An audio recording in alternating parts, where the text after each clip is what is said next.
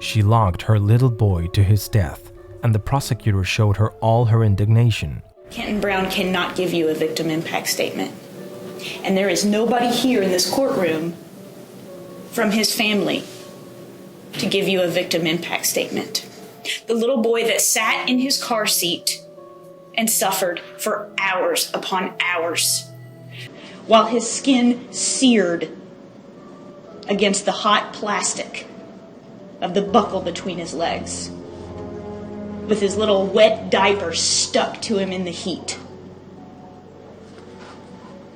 There's nobody here to speak for Kenton today. So I don't just speak on behalf of this community, Your Honor. I speak for the victim. I speak for the life that was lost.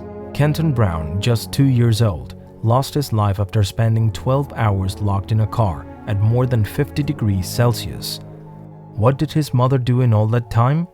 She consumed so many drugs that she fell asleep and forgot about her son, so the full weight of the law came down on her.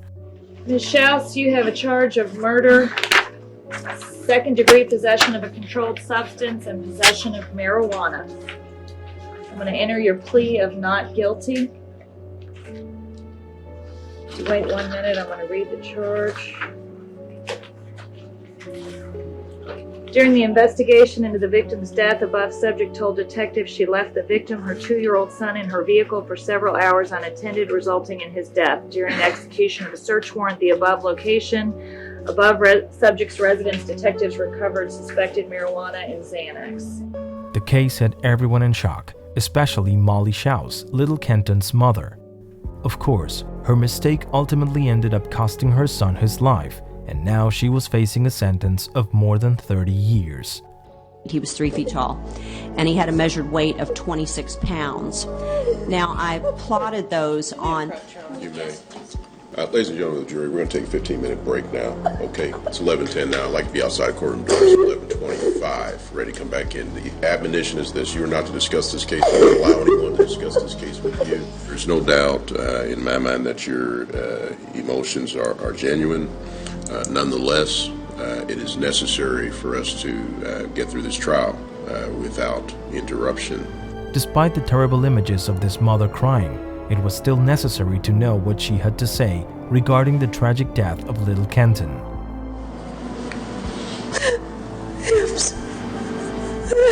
I'm so Did you love your son? Yes, very much. I had some things to carry up the stairs, and he was asleep. I was carrying a bag and also my purse and a cup. So, and I wanted to go up and actually unlock the door. He was sleeping. At this point, Molly, did you intend to go right back downstairs to get him? Of course I did. The next thing that happened was one of the worst things, one of the worst days of my life. And you said that what had happened with Kenton was an accident, right? Yes. But you didn't say that until Detective Stalvey and Detective Downs gave you that out, did you? No, Did you ever say the word accident? Did you ever own up to anything that had happened before Detective Downs and Detective Stalvey talked to you about how maybe it was an accident? it was an accident. The whole trial had everyone feeling anger, sadness, and a myriad of other feelings. That's when Erin Mackenzie, attorney and prosecutor, finally couldn't hold back the tears after her intervention on little Kenton's behalf. I just needed to see that for myself, to have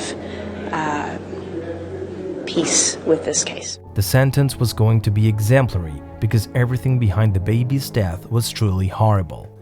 Ms. Schaus, you chose the drugs over the life of your child. And so the court will sentence you today in accordance with the jury verdict. Murder will be 28 years.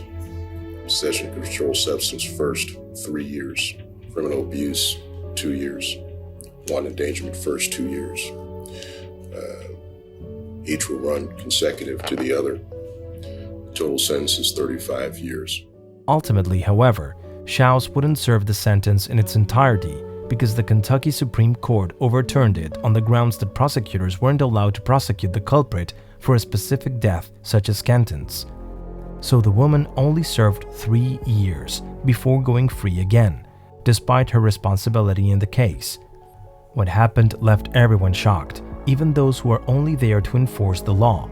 Of course, it's impossible not to be moved by something like this. It falls on me to remind the court of the life that was lost, of the little boy who will never have his first day of school,